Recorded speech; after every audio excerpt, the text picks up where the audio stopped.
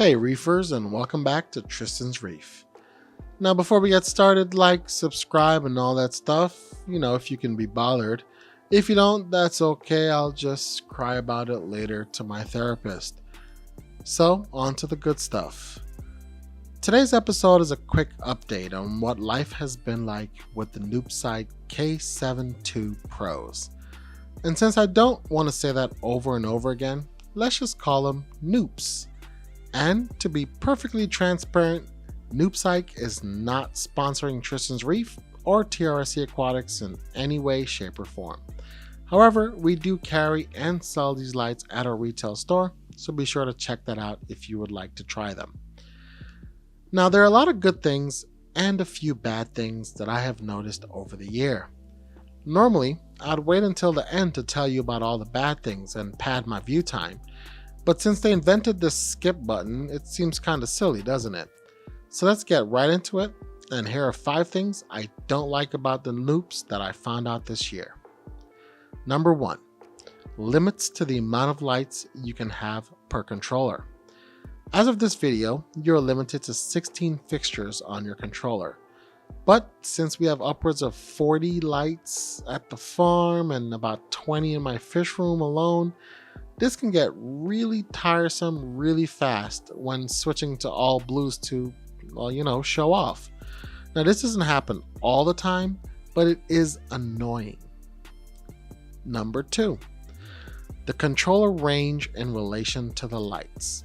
Now after initially programming the lights, they will run, even if the controller is dead, even if the controller is not in the same room, they will continue to run on the schedule that you set. However, when you make changes and have a lot of lights like I do, it's best that you stand in a central location to all of the lights to ensure that you get them all the signal. So yeah, no changing your lights from another room, and you really want to be somewhere with 10 to 15 feet away from the lights if you're going to run something across all of them. Number 3, the spread. Now, like with many other lights, Noops have a 90-degree optic, which means that they're great at penetrating deep tanks and providing adequate par. However, in our shallow tanks, we have them up quite a bit higher. This is both to stop people from bumping into them when they basically stick their whole face into the frag tanks, but it's also for the spread. We have them up high so that those lights can spread across the entire tank. Now this does give us a couple of different zones, obviously hot spots in the middle, colder spots on the outsides. But if we wanted to really grow something like SPS edge to edge in one of our frag tanks, I would probably recommend about 3 units per 48 inches for the most even spread and coverage. This would pretty much ensure that you can grow anything you want to in that 48 by 24 inch space. Right now we only have 2 lights over each of those spaces, so we have to be picky and choosy about where we put the lights, but that's all going to change in a few seconds. Number 4, the controller. Now I don't dislike the controller because it doesn't work or something like that. It does. What I dislike about it is that if you're not careful while you're zipping around all of the menus and interface, you can really mess up some times or timestamps. And since it locks you out from going back until you change that time to a suitable time, you can get frustrated really easily.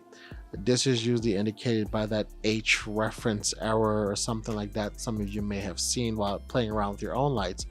But all this means is that you have a conflicting timeline, and as a result, you need to change that start or end time of that particular set point in order for it to work perfectly.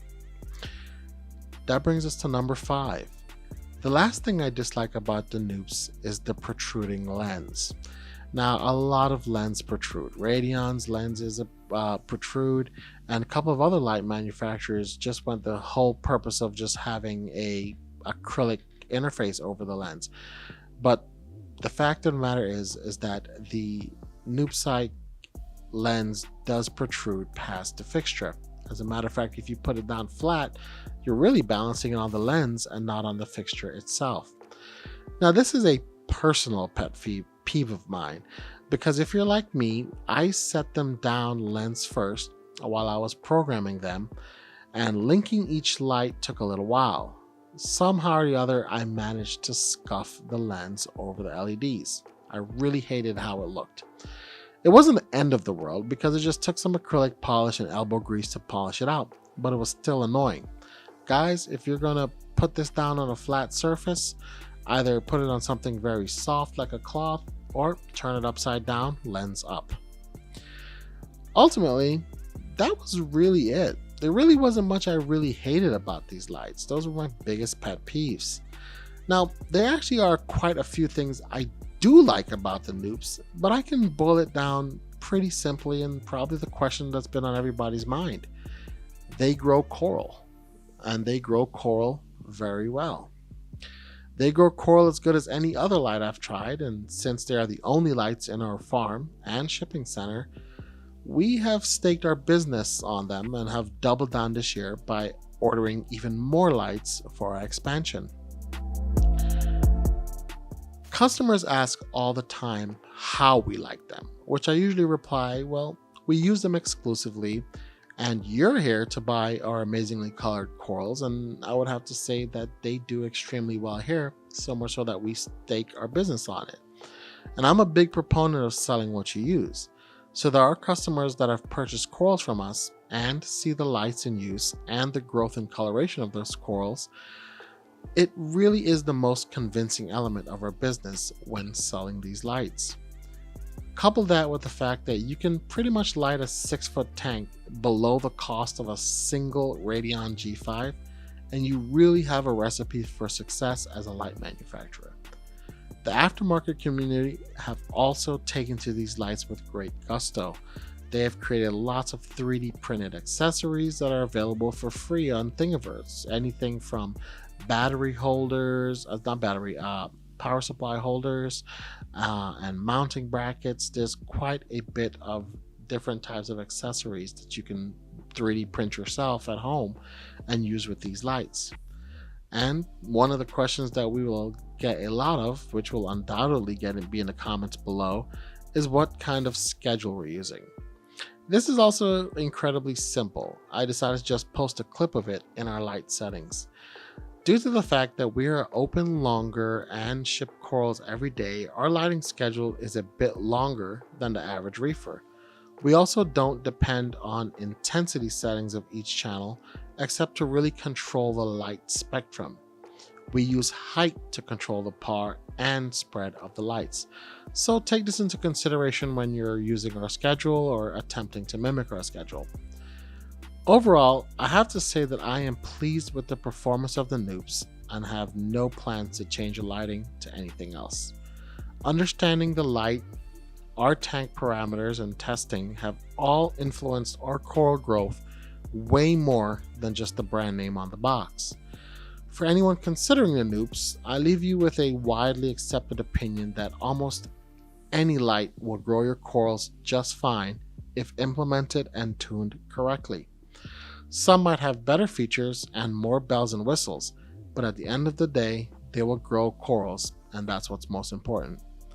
As a reefer with access to many lighting options, I did weigh my options and try other brands, each time coming back to the Nupes, because for the price, customer service, and community, I look forward to another year of using these lights.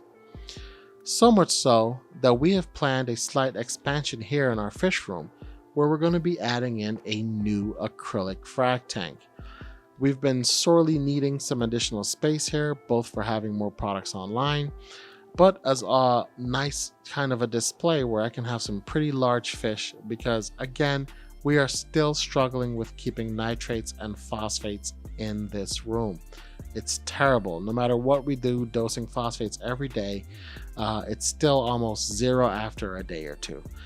I guess this is a good thing. However, to prevent any future issues or coloration with the corals, we've decided to kind of employ a more fish type of a methodology here and add more worker fish to our tanks in order to bring those parameters up naturally. So over the course of the next month or so, I will be building out this brand new acrylic tank. And by brand new, I mean horribly used, but brand new to me. What I'll have to do here is really sand and buff out a lot of the scratches that are in this tank, and it should be a really fun project. Here in the shop, we're also going through a lot of upgrades. We're getting new acrylic frag tanks, we're getting new stuff in, and I really can't wait to see what 2021 will bring. As always, thanks for watching, and be sure to hit that like and subscribe if you forgot to do so at the beginning. Stay safe, keep reefing, and remember to learn, live, and grow every single day. And I'll catch you guys all on the flip side.